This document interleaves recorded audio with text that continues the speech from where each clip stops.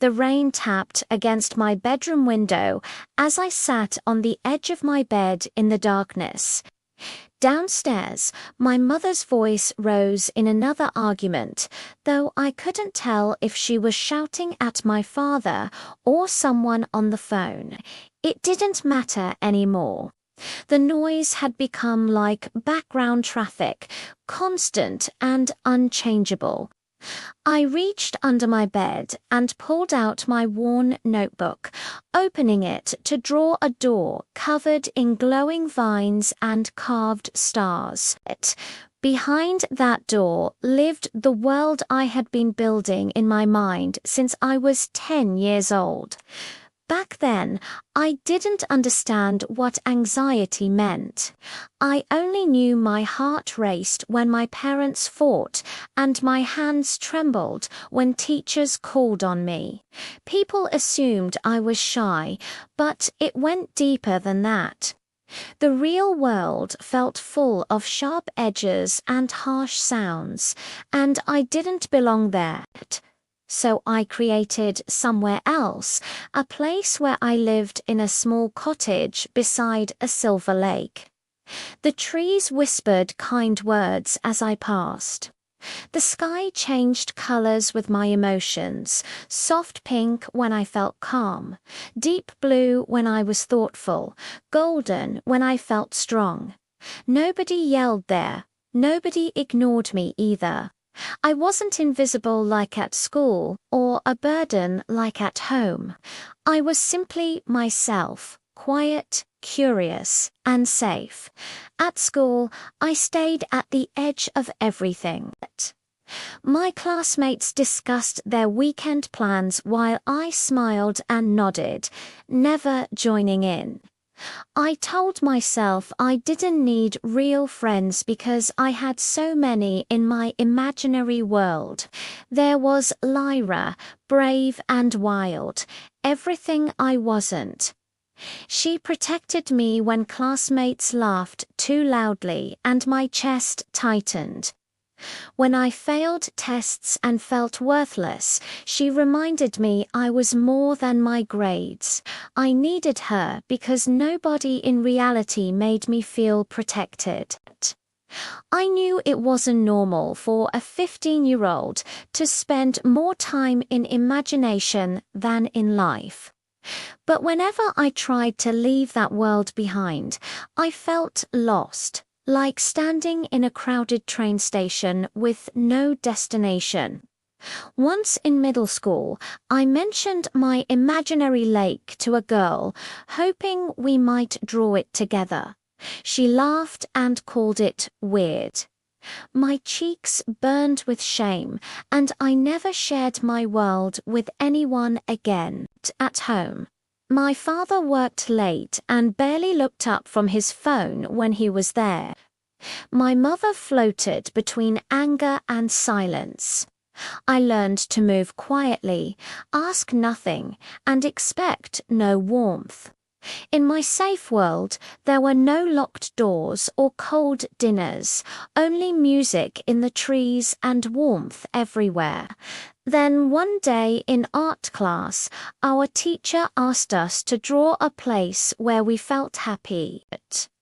My hands froze over the blank paper. What if they saw too much? What if someone stole my world? But something inside whispered to show them. So I drew the door, the silver lake, the whispering trees, and the floating stars. For those 10 minutes, I forgot the classroom around me. I was an artist drawing the only place I felt whole. When I finished, the teacher stopped at my desk and stared. After a long silence, she smiled gently and said it looked like a story. She asked if I had written about this place, and when I shook my head, she said I should because this world felt important. That night, I opened a new notebook and began writing about Lyra, the lake and the sky that listened to my feelings. The more I wrote, the more I realized this world didn't have to be only for me. Something shifted in the following weeks. I started carrying my notebook everywhere, sketching under the tree behind school during lunch. A girl named Sophia sat beside me one day without a word. She looked at my drawing and said the place looked peaceful. It was the first time someone described my world without making it seem strange. Slowly, we began talking about books, music, and quiet thoughts. She didn't laugh when I mentioned imagining different skies depending on my mood.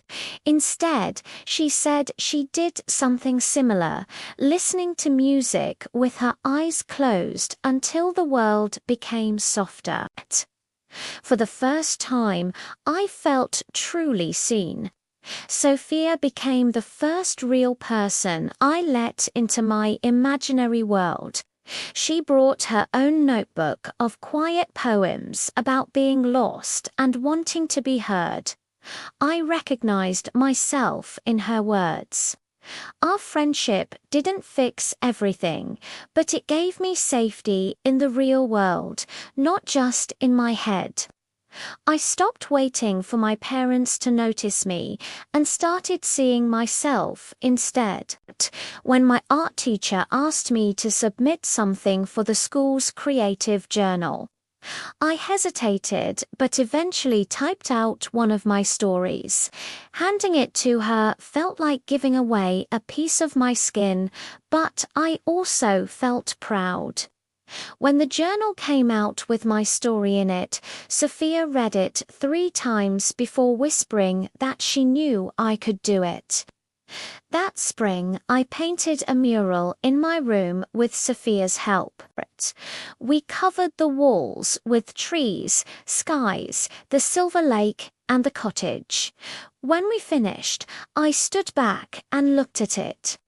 My world wasn't trapped in a notebook anymore. It was here, real and bright.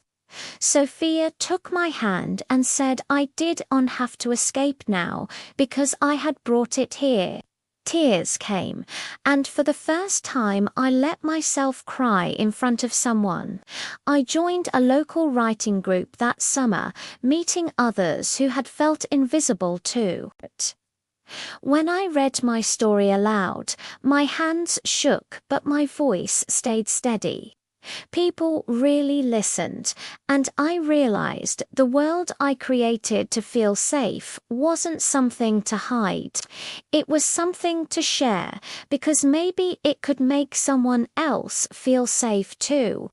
At my new school that autumn, I came in with quiet confidence.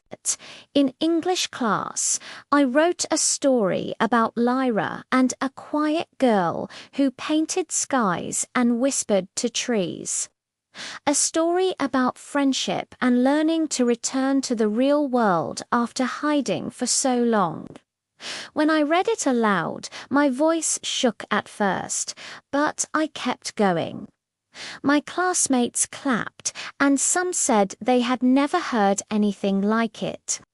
A girl named Ava started sitting beside me in the library.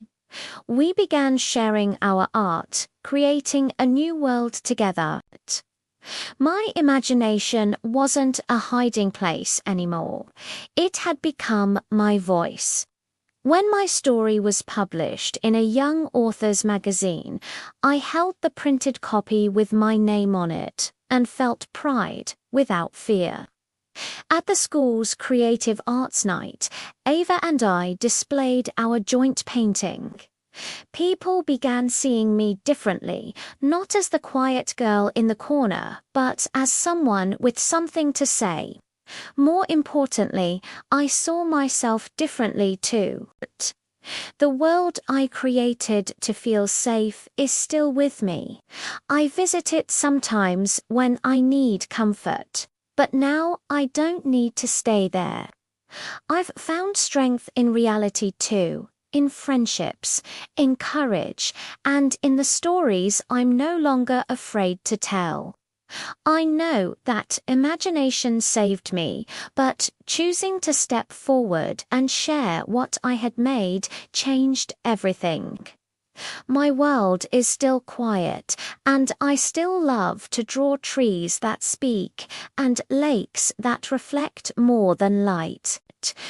But now I live out loud, even if softly, even if slowly, because I've learned that safe doesn't mean silent, and being seen doesn't mean being afraid.